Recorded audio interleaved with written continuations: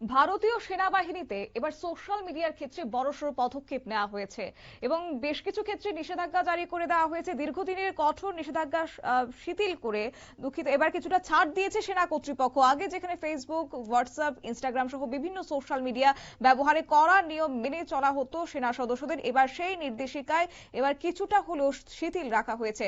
বিস্তারিত যাব, সঙ্গে যুক্ত হয়েছে প্রতিনিধি সোমনাথ মুখোপাধ্যায়।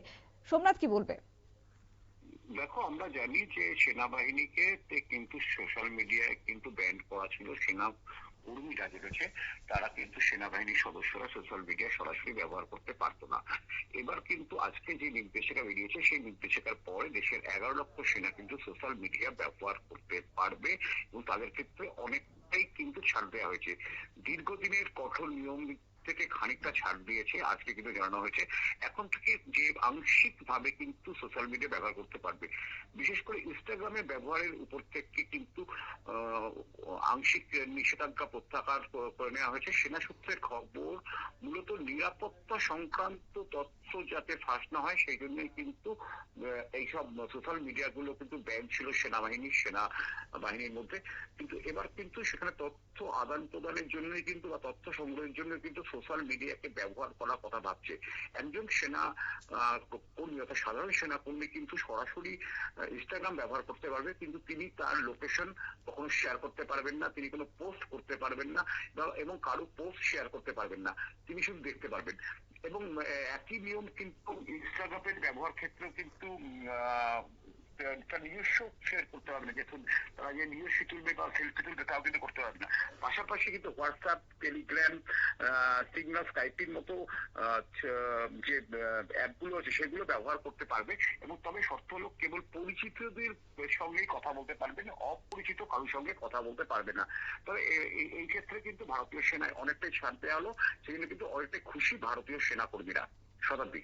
অবশ্যই তাই। তবে এক্ষেত্রে এই যে নর্থ ব্লকের একটা সতর্ক বার্তা, এটা কি ভবিষ্যতে আরো করা, মানে নিয়ম আরো করা হওয়ার একটা ইঙ্গিত বলে মনে করছো? দেখো, এতদিন তো একদম তোমার এই ধরনের সোশ্যাল মিডিয়ার উপর নিষেধাজ্ঞা ছিল। নর্থ ব্লক কিন্তু সে জায়গায় দাঁড়িয়ে কিছুটা শিথিল করলো, সেনাকর্মীদের কিছু রিল্যাক্স করলো, যে তারা অন্তত পক্ষে সোশ্যাল মিডিয়াটা দেখতে পারবে এবং নিজেদের মধ্যে তথ্য আদান প্রদান করতে পারবে। কিন্তু একটা জিনিস মাথায় রাখতে হবে যে তারা করলেও তাদের প্রত্যেককে সোশ্যাল মিডিয়া কিন্তু একটা নজরদারিতে থাকবে, সেটা কিন্তু স্পষ্টই বোঝা যাচ্ছে। তবে এই যে এবার সিদ্ধান্ত নেওয়া হয়েছে, অন্যান্য দেশগুলির সেনাবাহিনীতে সোশ্যাল মিডিয়ার নীতির সঙ্গে কতটা সামঞ্জস্যপূর্ণ বলে মনে করছো? দেখো, সোশ্যাল মিডিয়া কিন্তু সম্পূর্ণ নিষিদ্ধ ছিল, সেখানে কিন্তু তাদেরকে আংশিক ব্যবহার কিন্তু অনুমতি দেওয়া হলো। দেখো, পৃথিবীর অনেক দেশে কিন্তু আংশিক ব্যবহার অনুমতি আছে সেনাবাহিনীর ক্ষেত্রে। দেখো, ভারতবর্ষ কিন্তু সেনার দিক থেকে অনেকটাই এগিয়ে। প্রথম 5টি বড় সেনার মধ্যে কিন্তু ভারতীয় সেনা। এই ভারতীয় সেনার হাতে কিন্তু 11 লক্ষের বেশি কিন্তু এই মুহূর্তে ভারতীয় সেনা রয়েছে। এছাড়া প্যারামিলিটারি, এসএসবি, বিএসএফ এদের কথা আমি ছেড়ে দিলাম, একদম ইন্ডিয়ান আর্মি যাকে বলা হয়, তারা কিন্তু এই সোশ্যাল মিডিয়া ব্যবহার করে নিজেদের মধ্যে তথ্য আদান প্রদান করলে কিন্তু নিজেদের মধ্যে যোগাযোগটা বাড়বে।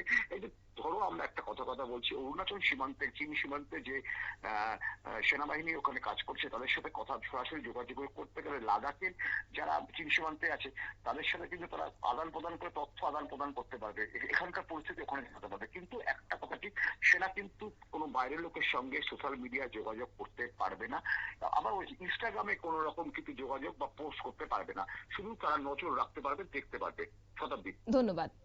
অর্থাৎ এই নতুন নির্দেশ অনুযায়ী ব্যক্তিগত পরিসরে সীমিত ব্যবহার করতে পারবেন জওয়ান কিংবা অফিসাররা, তবে দেশের নিরাপত্তা এবং সীমান্ত পরিস্থিতি, সামরিক অভিযানের মতো সংবেদনশীল তথ্যগুলি কোনো অবস্থাতে কিন্তু তারা সোশ্যাল মিডিয়াতে প্রকাশ করতে পারবেন না। নিয়ে নিচ্ছি ছোট্ট একটি বিজ্ঞাপন বিরতির, সঙ্গে থাকুন।